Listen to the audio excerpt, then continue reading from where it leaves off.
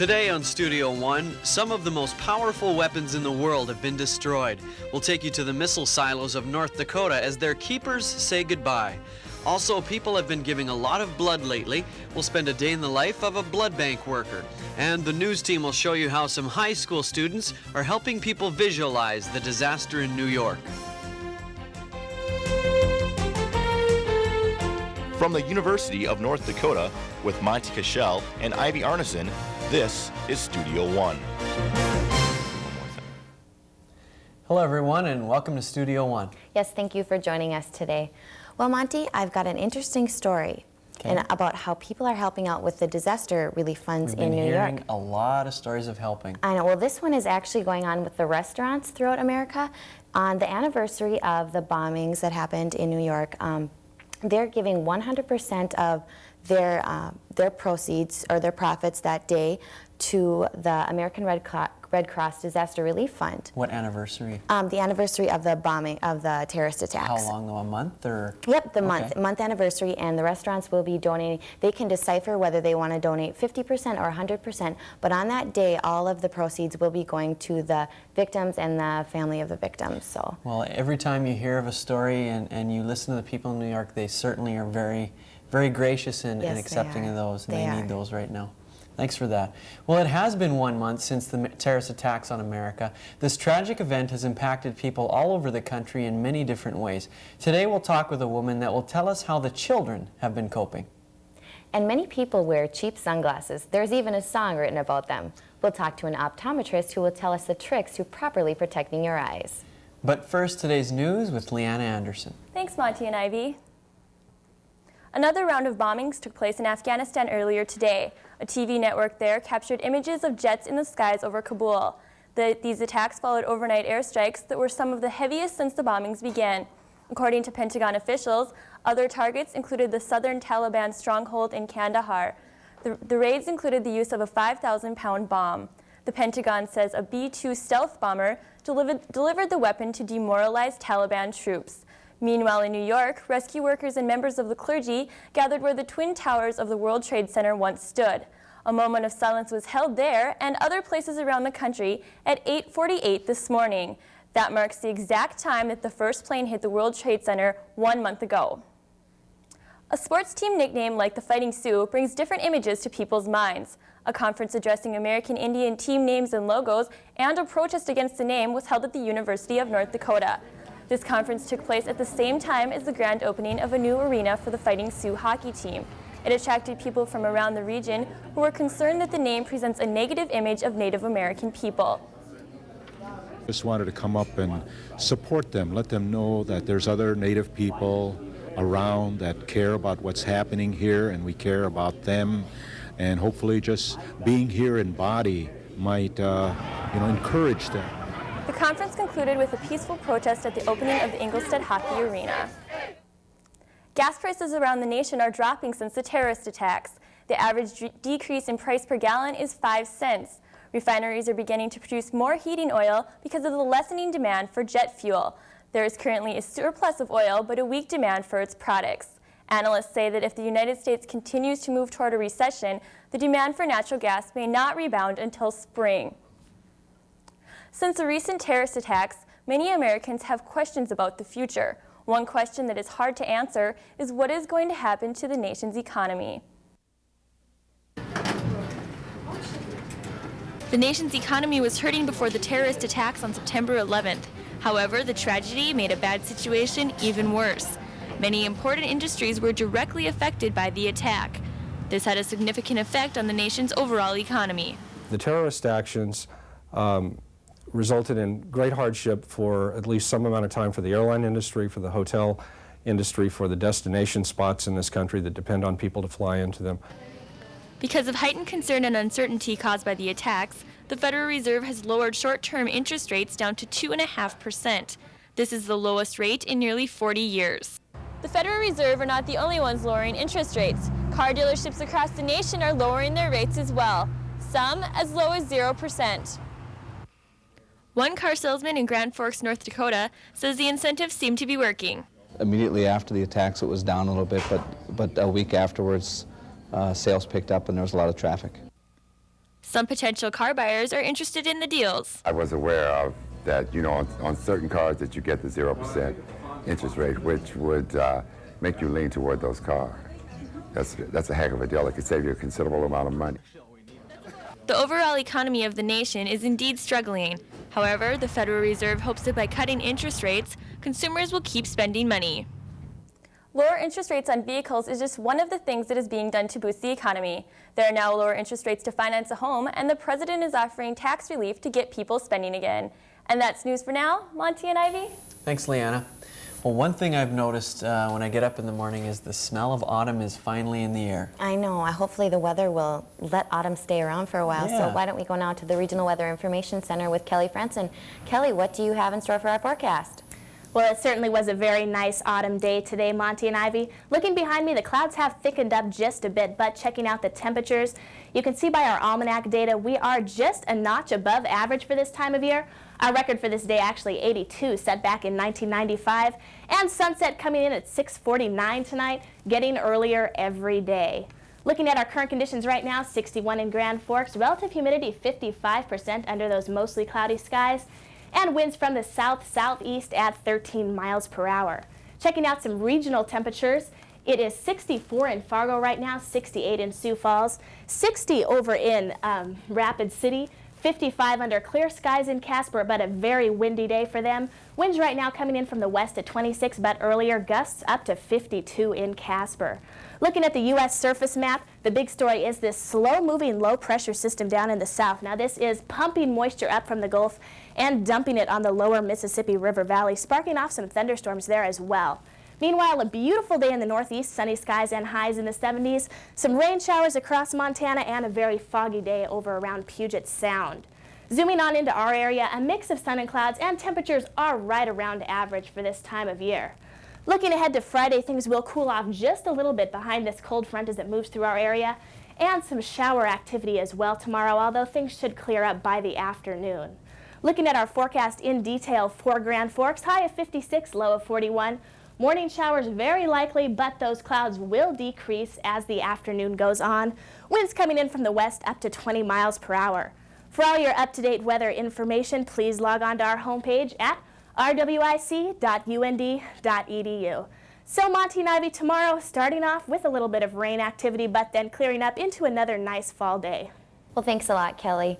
Hopefully things will, stay nice out. Yeah. People can get outdoors, enjoy the weather. If the people over at the Regional Weather Information Center have anything to do with the nice weather, keep it coming. Well, let's go now to the sports news with James DeGelder. Thanks, Monty and Ivy. The second season in Major League Baseball is underway.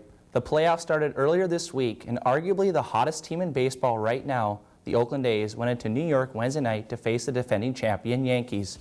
Bottom two, 1-0 A's. Roger Clemens in a jam with the bases juiced, and he makes the nice snag on the sharp comebacker. That'll be the end of the inning and will get the Yankees out of an early scare. Now top seventh, Jason Giambi comes to the plate looking to add to their lead, and he unloads one off of Hitchcock. The A's would hold on and win the first game 5-3. National League, St. Louis at Arizona. Top first, Pujols takes Johnson the other way and out over the wall. Cards taken early, 2-0 lead. Now bottom nine, Mark Grace is looking to get something going, but Edmonds makes the incredible diving catch. Cardinals win 4-1 to tie the series. NHL action, Capitals at Rangers. First period, Gonchar blasts the puck by the goalie to make it 2-0 Caps. Second period, 3-1 Capitals. Messier's pass gets through and Dvorak is there to put it by Kolzig. Rangers pull within one. The Capitals, however, would put it away in the third when Ulf Dahlin stuffs the puck in the net. Washington wins 5-2. Many places that hold large groups of people are tightening up their security after the terrorist attacks that have rocked the nation. Along with places of business, many stadiums and arenas around the country are trying to reduce the chance of a possible terrorist attack. The Ralph Englestad Arena in Grand Forks, North Dakota held their grand opening event earlier this month. The head of security at the Ralph Englestad Arena, Joe Litzinger, says not many changes were implemented to the security plan at the arena for the game. Litzinger also says no problems were encountered during the event. He credits much of the night's success to their network of security cameras and trained personnel. It's now time for the Studio One Sports Trivia question. This week's question is, who is the oldest pitcher to win 20 games in one Major League season? Is it Phil Niekro, Warren Spahn, Cy Young, or Nolan Ryan? The answer to that question and more sports will come in the second half of the show. Monty and Ivy? Thanks, James. Coming up, you'll get the chance to meet a man who has some very interesting pieces of art. He'll show us how he has transformed mechanical parts into one-of-a-kind displays. But before that, we'll talk with a woman who has first-hand experience with children and how they are coping with America's new war.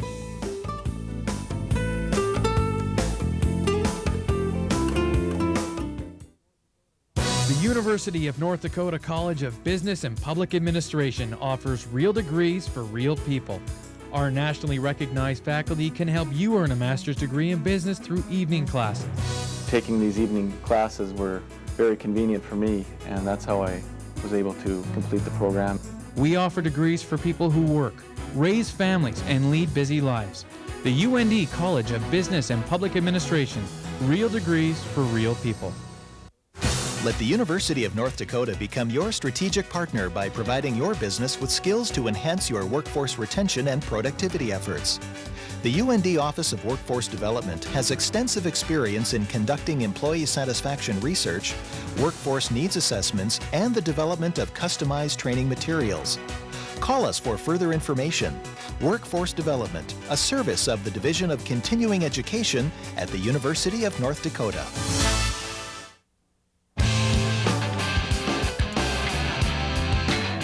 The University of North Dakota. You can go anywhere from here.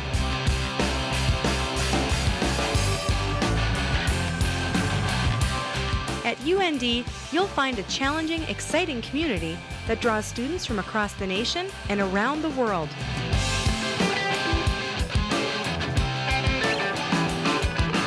The University of North Dakota offers 136 programs with outstanding faculty who will prepare you for your future.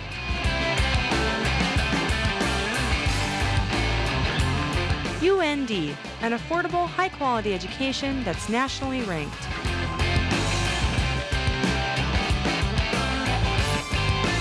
Your future starts here. Visit our campus and join the University of North Dakota community.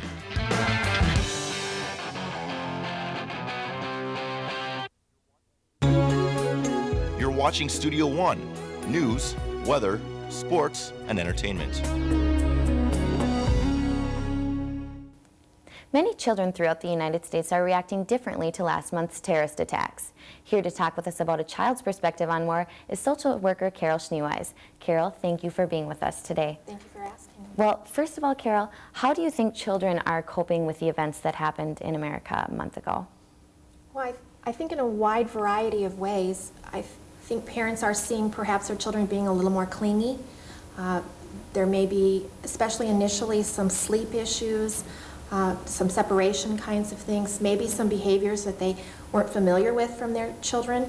And the more that parents can assure their children that, and maybe spend some time with them and assure them that they are safe, the more that those things will ease up. Okay, do you think they're really understanding what's happening? The children, I think it depends on their developmental age. For instance, I was speaking with a group of mothers this last week who had preschoolers, and the mother thought because her child was 3 and he'd been in and out of the room with the television, but she didn't think he got much of the story. And then she saw him building towers and protecting them, and so she realized that he really did pick up on something had happened that was bad and he was trying to make it safe, which is a wonderful way for him to play it out and try to make it okay. Right. But it prompted her to pay more attention to what he was exposed to on TV and to what she was saying in his presence. She thought he wasn't hearing or listening, and children really do hear and listen, particularly their parents. Even when you're in the next room on the phone and you have anxiety, your child knows that. And as a parent, how much information should they disclose to the children? I think it depends on the child's age.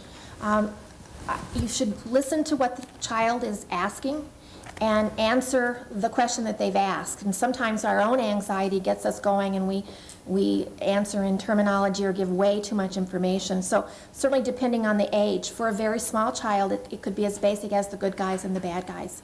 And you know, something bad did happen, and our country and our president are working very hard to make sure that we're all safe. And that works well for the older children too, but of course you need to elaborate a little bit because they have watched TV, they're bright, they know what's going on. Right. And at situations at the home, do you think parents should turn the channel or when they see the kids watching, or should they talk about it? Obviously you know they should talk about it, but I mean, at what point do you know? I think that if children are watching information about the terrorist attacks and those things, that parents ideally are watching them with them and monitoring that and really limiting their exposure to it, especially elementary age. They need to either be doing it with their parents so they can ask questions and their parents can explain and they know exactly what they've seen. And as much as we all wanted to watch TV all of the time, so much exposure was really difficult on children, and those children who saw the most probably had a little bit more anxiety. And I know you work in 2 different schools in the area, and what are the teachers telling the children in the school system? Well, I think the teachers are allowing the children to talk about it as it comes up, talking about the facts. And the reality of it is the children are not talking a lot about it. When children are expressing a lot of anxiety, the social workers, the counselors in particular who work individually with the children are really, their doors are open, and we've told all the teachers, if you have any children that you're concerned about, that you think may be worrying about this excessively, that it's impacting their day, let the counselor, the social worker, someone spend some time with them. The social worker would visit with the parents, the counselor would spend time with the children. And help them work through that. And you as a social worker, what kind of feedback are you hearing from the children? Just today I had 7 little girls in my office and we were making worry dolls, not just because of the crisis as much as just kind of in general that we wanted to have this project. And they really didn't talk about this particular worry as much as just more things about fears that they had, and I think fears have escalated. Because of what happened. Parents' anxiety escalates, they don't want to separate. So more of those fears that they might have had as first graders or kindergartners may come back even for a 3rd grader. And I know you also worked out at the military base and you were dealing with those families and things like that. So what advice can you give to children or to parents actually with their children or with their parents in the military? Well, I know those children are very concerned about their parents going off to war settings, and I think that it's important that the parent who is home assures that child that the parent in the military is really good at their job. They're well trained, they know how to do this, they have a lot of support, and they're good at their job, and they're going to be okay. And I think that the parent also then needs to assure them that as a family they're also going to be okay, and maybe make a plan of what are they going to do, and so it's kind of concrete. Right. And they know how they're all going to, whatever their role is going to be, they know what it is. Okay, and how do you think our community as a whole is dealing with this, all the events that have happened, and now America at war? Well, I think it's harder now that the retaliation has begun.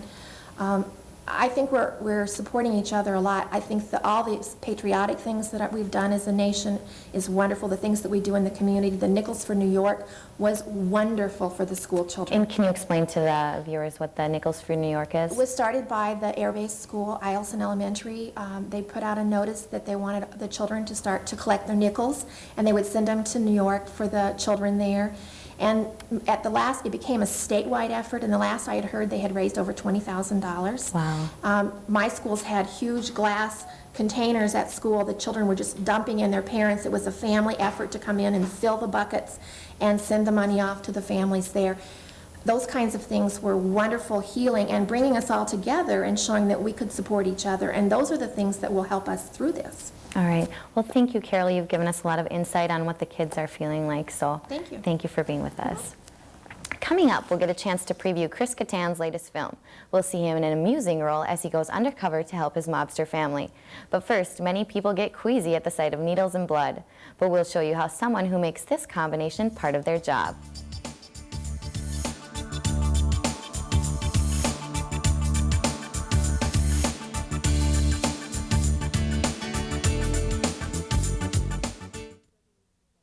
UND's Conflict Resolution Center is your regional training resource for conflict transformation and prevention. Conflict is inevitable in the business world. Your ability to manage it is key to your success. That's where we can help. We provide on-site training, mediation, and facilitation services customized for your organization. The UND Conflict Resolution Center, capturing the positive energy of conflict and transforming it into human potential. Why should I go to the University of North Dakota School of Engineering and Mines? Is it the small class sizes and personal attention I'll get from the faculty and staff? Is it the hands-on student projects my friends and I will work on? Is it the professional internship programs that'll help me prepare for my future career? Maybe I just want to be a part of something amazing. Find out for yourself what makes the UND School of Engineering and Mines the perfect choice for your engineering degree. Call 1-800-CALL-UND. That's 1-800-CALL-UND. The University of North Dakota has a rich history of retaining and graduating American Indian students. UND offers 26 American Indian programs, more than any other higher education institution in the U.S. The support services provided by Native American programs enhance student success. Native American programs offer tutoring, academic advising, and financial aid assistance, which makes UND a leader in Indian education. For more information, call 1-800-CALL-UND. The School of Law at the University of North Dakota. This is a unique place, a place where you can learn with some of the best technology, where you can talk to the faculty in small class settings, a place where student activity groups enhance your education, a place which offers interaction with the court system, an affordable place where you can gain all the skills you need to get a job. Take your place at the University of North Dakota School of Law. Phone 1-800-CALL-UND. Just 1 unit of blood can help 3 different people in need. Workers at blood banks have been very busy poking generous donors to collect blood. Today, we spend the day in the life of a blood bank worker. Pricking, poking, and the sight of blood can make a person queasy and weak in the knees. At a local blood bank, the trained staff of technologists are working away collecting blood without skipping a beat. Donor Resource Coordinator Melissa Selders-Ortez advises the team. Ortez says the people are a highlight of her job. It's the interaction with the donors. People are so receptive to coming in and donating blood. Around noon on September 11th, this blood bank was filled with people ready to give blood. Ortez says people around the area have shown an outstanding sense of unity. To be honest, I don't think I would have wanted to work anywhere else that day except for the blood bank, because I knew that what I was doing was helping someone. Blood is usable for 42 days after it is collected. Each unit or pint is then spun out into 3 parts: red cells, plasma, and platelets. This particular day, local firefighters went to the bank to lend a helping hand. It's probably because of the terrorist incident in New York City. A lot of our brother firefighters perished there, and it's just one way we could help. Ortez says that there is always a demand for blood. She says the most common type is O positive and the 2 most rare are AB positive and negative. Ortez also gave some advice on what type of attitude you should have while donating blood or how to get through a day of work at the blood bank. She says, keep a smile on your face. With photographer Corey Marlock, this is Bethany Denny reporting for Studio One. A person can donate every 8 weeks. They must be at least 110 pounds, in good health, and must have a good meal within 5 hours of their donation. The comedy Corky Romano is a family reunion with an illegal twist. Saturday Night Live star Chris Kattan plays Corky Romano, a clumsy veterinarian with a good heart. His crime-lord father calls upon his son to infiltrate the FBI in order to get rid of evidence incriminating him. Corky agrees, but the hackers that provide the phony ID make Corky seem like a super agent. Kattan finds the odd contrast in Corky's family's lifestyle and Corky himself interesting. They're a little on the angry side or the repressed side, where Corky's a lot more open and vulnerable and sweeter. So yeah, it's a good contrast. Corky Romano marks the first film by director Rob Pritz. Pritz is well known for his award-winning humorous commercials. Corky Romano opens nationwide October 12th and is rated PG-13. Now time to look at the events happening in your area.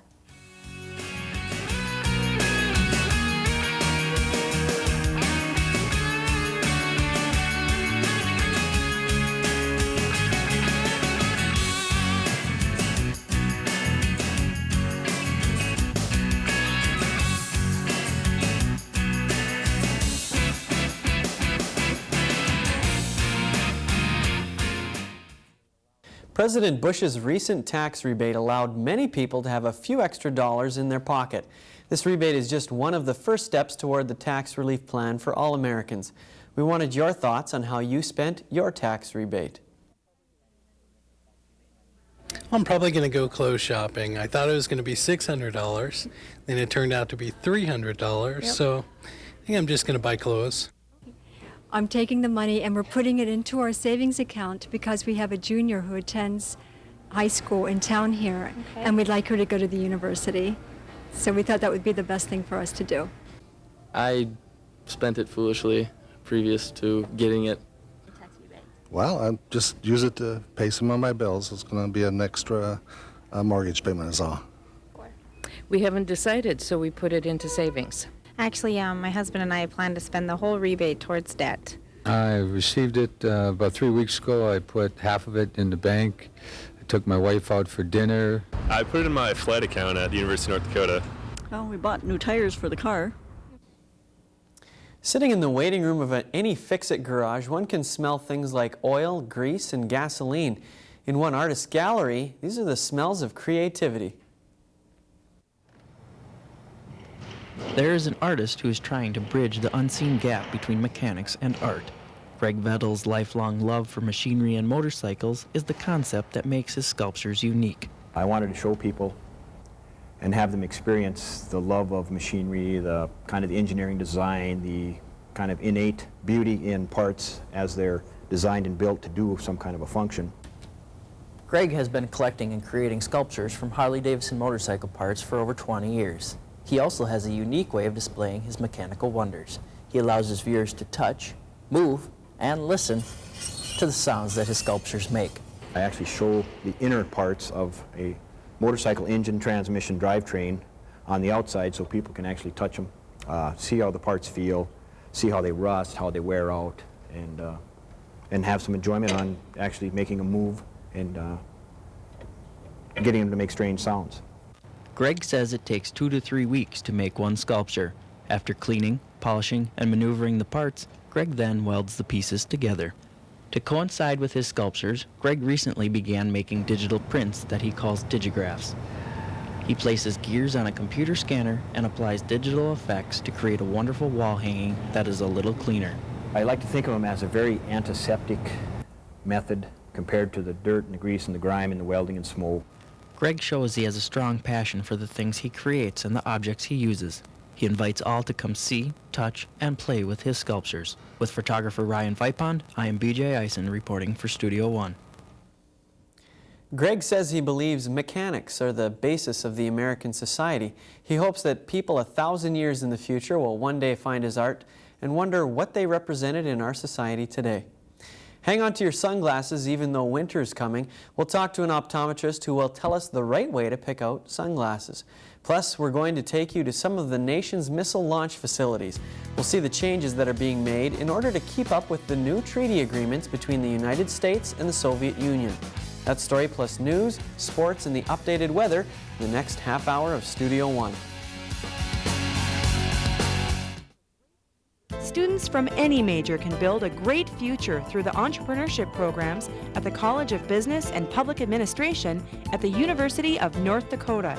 It lets them meet with business people and spread their wings and do the research to see if their ideas really do work. Well, this program is for everybody. Business coincides and integrates with any major out there. Trust yourself, take action, discover the entrepreneurship programs at the UND College of Business and Public Administration. Explore the educational opportunities available through the Division of Continuing Education at the University of North Dakota. With just one phone call or a click of the mouse, you'll find high-quality programs designed for today's adults. We have a large selection of continuing education courses that are available at a time and place that's convenient for you.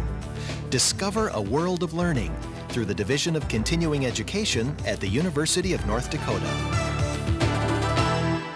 future a bit cloudy? Get a brighter picture at UND Aerospace and the University of North Dakota. World-class training programs endorsed by major airlines, an extraordinary fleet of aircraft, and learning facilities second to none make UND Aerospace the largest collegiate aviation program in North America. Begin your future in the aviation industry. Explore programs in space studies or computer science. Soar into the atmospheric sciences. It's all here at UND Aerospace. What's in your future? UND Aerospace, clearly the leader in aviation education. Are you a parent looking for childcare? Do you know what good childcare looks like? Do you provide childcare and have questions? Does childcare affect your business? Do you have employees who are concerned about childcare? Doesn't every child deserve quality childcare? Any questions? Call Child Care Resource and Referral.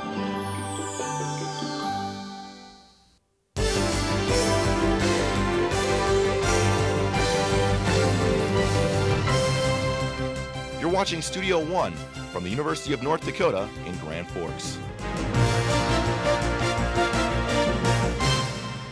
Welcome back to Studio One. Yes, we're glad you're with us today. Well, I was reading a little bit on some news today, and they're saying, and it's quite interesting actually, there's a lot of publishing companies that do history books, and they're quickly scrambling to try and incorporate all of the events that have happened with terrorist activities and things like that.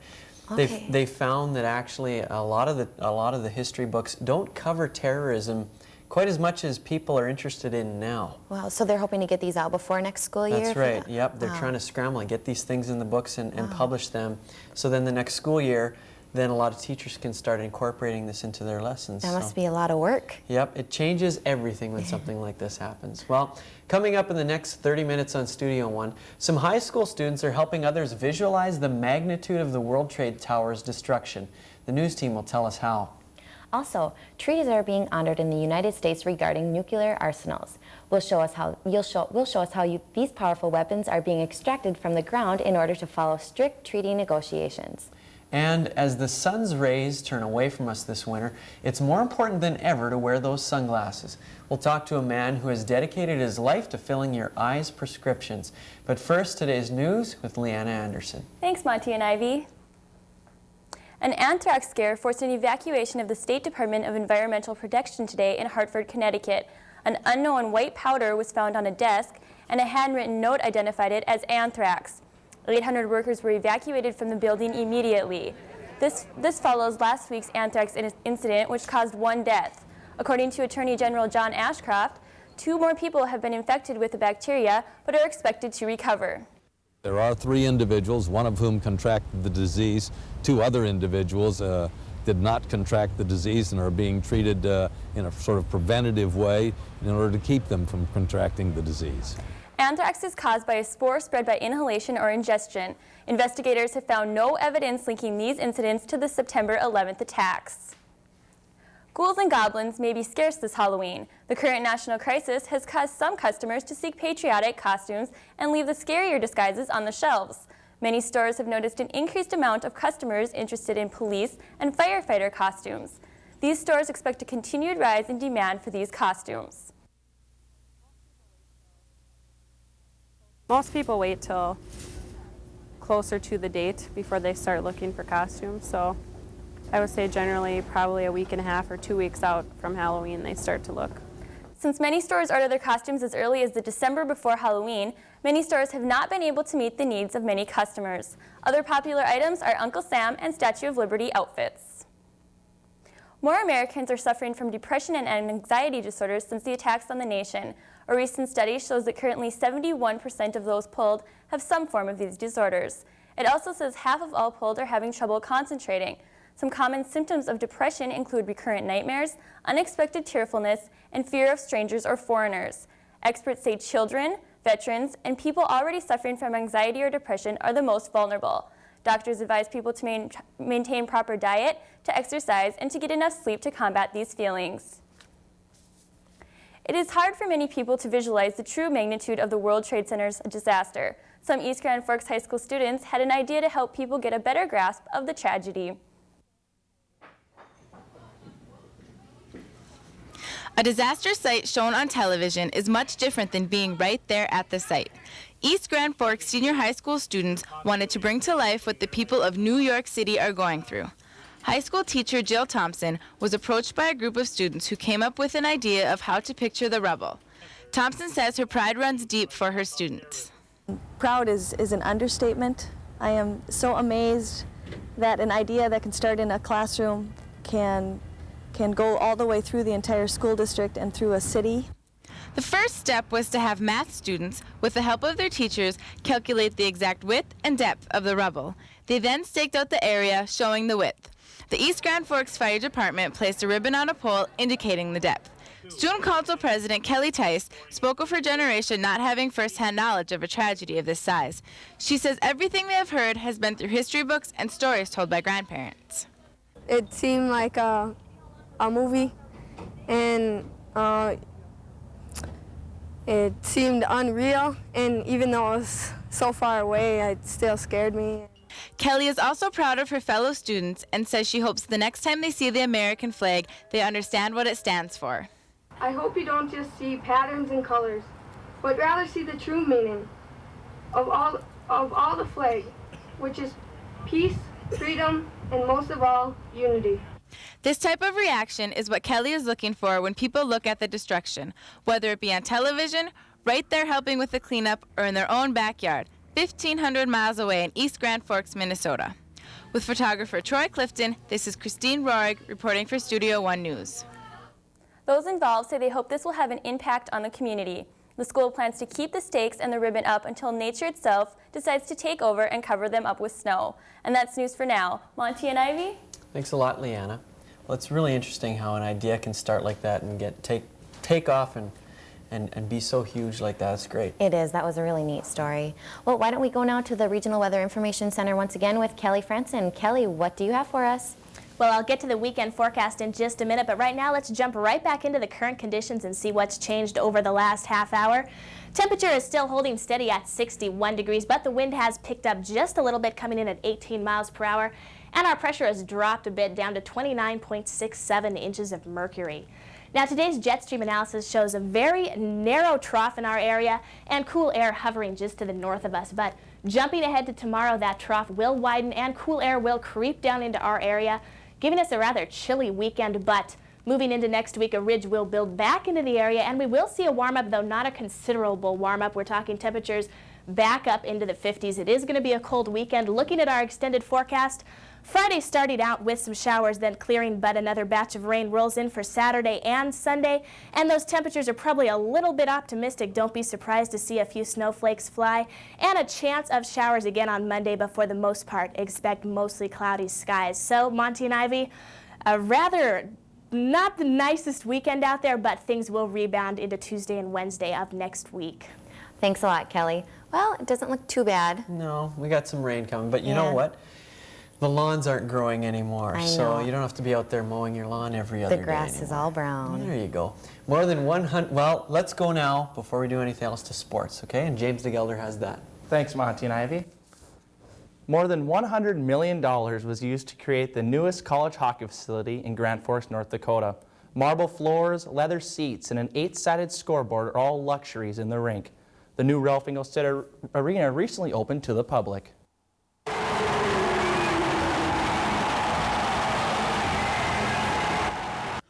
The new home of the University of North Dakota Fighting Sioux is now open for business. One of the largest and most extravagant college hockey arenas in the United States held its first game Friday, October 5th. The University of North Dakota Sioux hosted the Minnesota Gophers in front of a sellout crowd.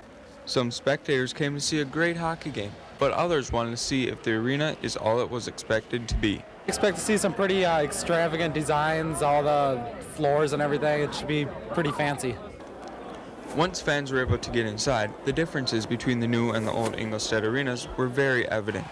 The second the Sioux stepped onto the ice, the fans erupted into cheers that echoed throughout the massive building. Once the game began, the fans were rewarded with another treat. Sioux captain Chad Mazurek scored the first goal in the new arena just 6 minutes into the game.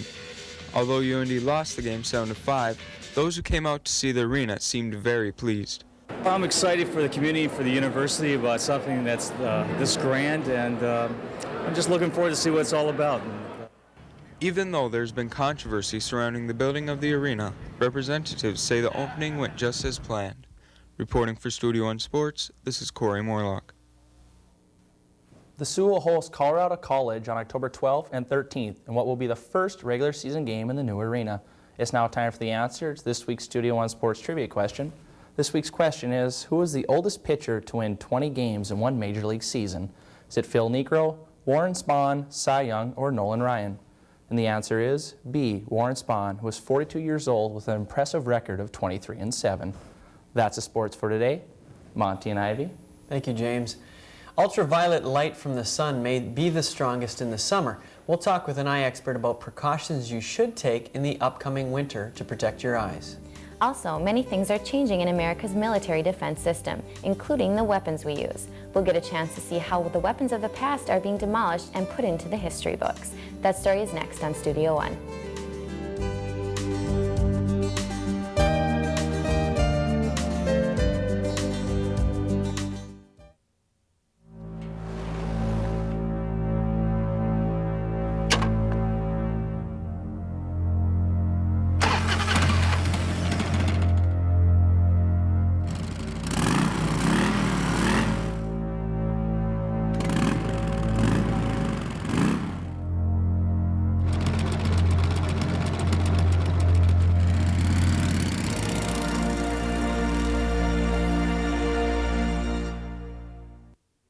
Address your workforce training needs through the Workforce Training Partnership between Lake Region State College and the University of North Dakota. Both institutions have joined together to provide training in computer applications, management and supervision, the trades, and much more. The partnership also provides customized training programs to fit the specific needs of your business or industry. For more information, contact the Workforce Training Partnership Office at Lake Region State College or the University of North Dakota. UND's Conflict Resolution Center is your regional training resource for conflict transformation and prevention. Conflict is inevitable in the business world. Your ability to manage it is key to your success. That's where we can help. We provide on-site training, mediation, and facilitation services customized for your organization. The UND Conflict Resolution Center, capturing the positive energy of conflict and transforming it into human potential. Explore the educational opportunities available through the Division of Continuing Education at the University of North Dakota. With just one phone call or a click of the mouse, you'll find high-quality programs designed for today's adults. We have a large selection of continuing education courses that are available at a time and place that's convenient for you. Discover a world of learning through the Division of Continuing Education at the University of North Dakota. You're watching Studio One, honored by the Northwest Broadcast News Association for excellence in cable television.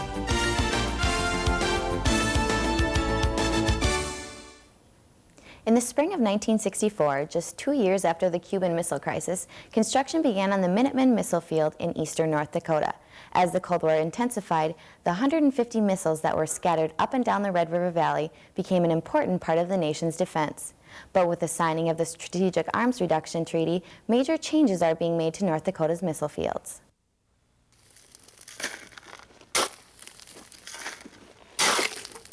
This work crew is getting ready to help close a chapter in the history of America's defense. This missile launch facility is one of nearly 150 that are being destroyed in eastern North Dakota. They were all installed in this region during the 1960s as a way to keep up in the escalating arms race with the Soviet Union. For more than 30 years, farmers lived and worked alongside these silos, and now they are being destroyed one by one. The Air Force removed the Minuteman III missiles from this silo a few years ago, and any salvageable material was also taken away. And now it's time for the contractor hired to do the work to implode the empty silo. And he's going to do this using explosives, and what he does is he drills a series of holes around the silo in different depths and then sets charges on there. And of course the blast will fracture the concrete, which allows him to separate the rebar and the metal from this concrete and pull it out and destroy the headworks down to a depth of 20 feet. No, control that. The explosive compound is basically a mixture of fertilizer and diesel fuel set off with dynamite.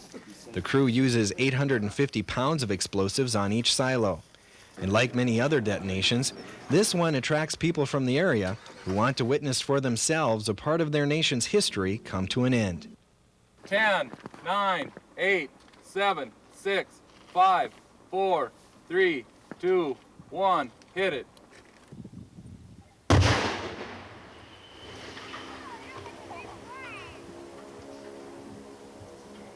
Personally, I get a little cringe because we made sure that this weapon system was maintained in an absolute perfect condition and with a readiness, you know, at any time to perform its duties. So, yeah, you know, anytime you pour your heart and soul into something, to maintain it and to see it being blown up in a matter of seconds it's a little hard to take, but I'm glad to see that it's being performed safely and they're doing a good job.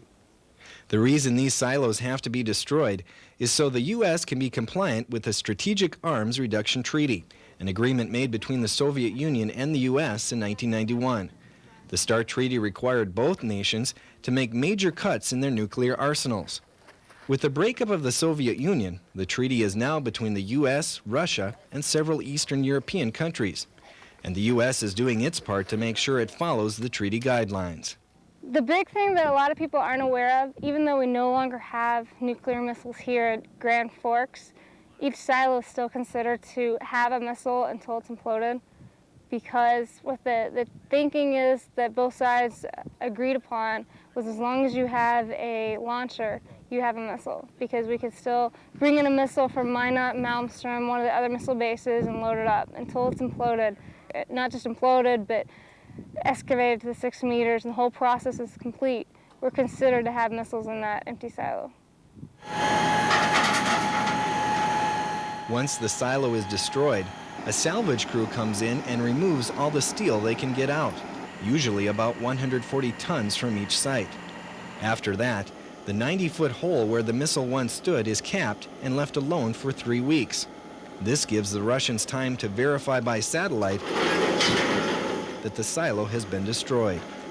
Those who spent most of their military careers working with the missiles say they served their purpose here in eastern North Dakota.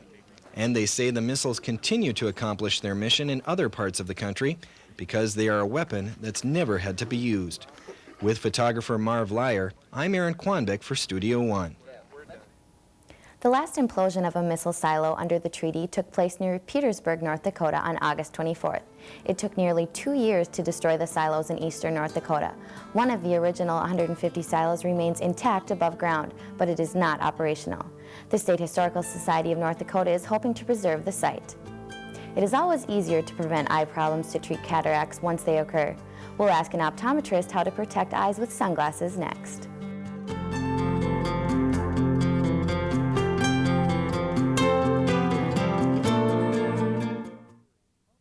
Let your job experience help you earn a degree in engineering while you continue to work.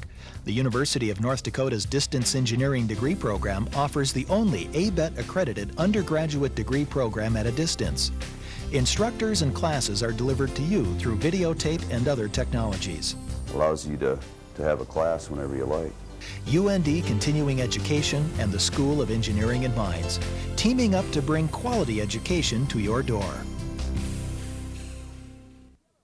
Future a bit cloudy? Get a brighter picture at UND Aerospace and the University of North Dakota. World-class training programs endorsed by major airlines, an extraordinary fleet of aircraft, and learning facilities second to none make UND Aerospace the largest collegiate aviation program in North America. Begin your future in the aviation industry. Explore programs in space studies or computer science. Soar into the atmospheric sciences. It's all here at UND Aerospace. What's in your future? UND Aerospace, clearly the leader in aviation education. The School of Law at the University of North Dakota. This is a unique place, a place where you can learn with some of the best technology, where you can talk to the faculty in small class settings, a place where student activity groups enhance your education, a place which offers interaction with the court system, an affordable place where you can gain all the skills you need to get a job. Take your place at the University of North Dakota School of Law. Phone 1-800-CALL-UND. Why should I go to the University of North Dakota School of Engineering and Mines? Is it the small class sizes and personal attention I'll get from the faculty and staff? Is it the hands-on student projects my friends and I will work on? Is it the professional internship programs that'll help me prepare for my future career? Maybe I just want to be a part of something amazing. Find out for yourself what makes the UND School of Engineering and Mines the perfect choice for your engineering degree. Call 1-800-CALL-UND. That's 1-800-CALL-UND. Don't be fooled by those cloudy days. Sunglasses should still be a part of your wardrobe. We have with us today optometrist Jeff Yunker to explain some of the reasons why sunglasses are always important. Thank you for coming on the show today. Thank you, Monty. It's good to be here. Most everybody has a pair of sunglasses stashed somewhere. And what are some of the advantages to wearing those? The obvious one is to shield your eyes from the harmful rays from ultraviolet light. Second is just to help keep your eyes more comfortable from glare. Okay. Now you mentioned ultraviolet rays, and usually when you buy the sunglasses they have a little sticker that say, you know, UV protected. What harm can those UV rays have on your eyes? Ultraviolet light is implicated in primarily two problems for the eye. One is a cataract, and the other is macular degeneration. Okay.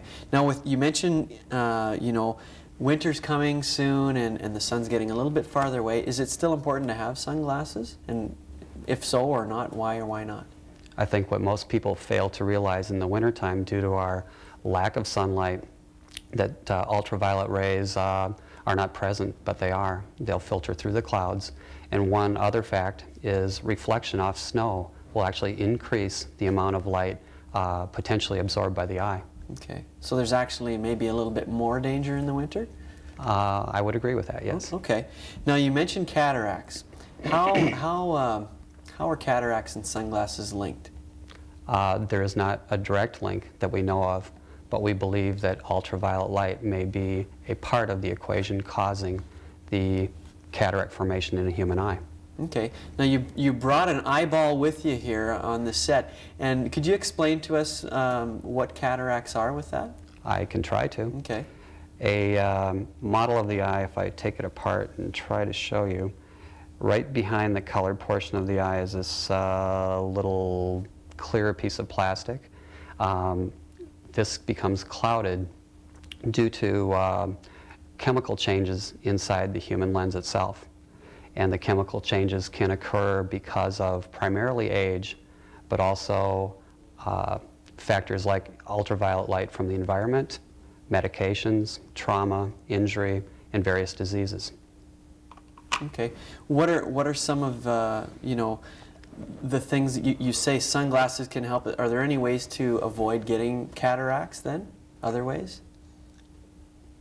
Good question. Keeping your exposure to ultraviolet light to a minimum, protecting your eyes from potentially harmful flying objects if you're in an industrial setting. Other than that, it's not a lot that we can do to prevent it because age seems to be the primary reason. And usually when you hear of cataracts, it's usually in older people, things like that. Age 55 and up, the prevalence of cataracts is the greatest. Okay. Now, do sunglasses have to be expensive? You can go into the mall and there are specialty stores of sunglasses and they can be upwards to $200, $300 sometimes. Do you have to buy them that expensive to get ones that will protect your eyes? Monty, you can go out and spend 99 cents for a pair of sunglasses that will block 100% of the ultraviolet rays. The difference is in the quality of the lens and the frame. As an example, there was a pair of glasses laying here that a patient of mine brought in, and this was a $40 or $50 pair of glasses. And I demonstrated the optics through this lens through our projector that an eye doctor puts letters on a screen. We have you read the letters. It's simple to take and put the glasses up in front of the our projector, and it showed all the letters distorted because of poor image quality with a poor lens. So you can spend $40 or $50 on a pair of glasses and not get a good quality pair of sunglasses. Does it matter whether it's plastic or glass? Because I know there are those two different lenses as well. The advantage for glass is they won't scratch. The disadvantage for glass is the shatter properties are greater and then the potential harm is greater. But any good quality sunglass will be an optically ground, either glass or plastic lens. And all sunglasses, due to FDA regulations, whether they're 99 cents or $199, have to protect 100% of ultraviolet rays. Okay. Now I have here from our assistant director a pair of sunglasses, and I noticed that they were yellow. That they weren't the darker kind of lenses, and I've seen blue tinted sunglasses like this as well. What about these? Are these UV protective as well? If they're sold as sunglasses, they have to have an ultraviolet filter. And an ultraviolet filter on glasses, you can have a person's dress pair of glasses and look crystal clear, and they still can be ultraviolet protected. It's a coating that you cannot see. So it really doesn't matter what color the lenses are then? The color of the lens is primarily for your comfort and for contrast. Okay. Now, what are some tips for us for buying sunglasses, if you can give us some? I would first of all find something that you like as far as style. And if you're going to invest in a quality pair of glasses, stick with the major names, the Ray-Bans, the Serengetis, the Oakleys. You're going to get good quality. Okay. Now, what about, you were talking about cataracts earlier. Are there surgical procedures that can help people if they do get too much ultraviolet lights and end up getting cataracts? Is there pretty simple procedures for that? Cataract surgery has gotten to a point that a good surgeon will use topical anesthesia. They'll make a small 1/8 inch incision in the cornea and be able to go in, remove the cataract via phacoemulsification, which is ultrasound breaking it in pieces, and put a human lens inside the eye, all done in less than 5 minutes, and a person walks out with a Band-Aid over their eye for about 2 hours, takes it off, and you see virtually perfect. Wow. Well, so there's hope for those that do get cataracts. Well, thank you very much for the information on sunglasses and how to pick the right ones. We appreciate it today. Thank you, Monty. You're watching Studio One from the University of North Dakota. We'll be back right after this.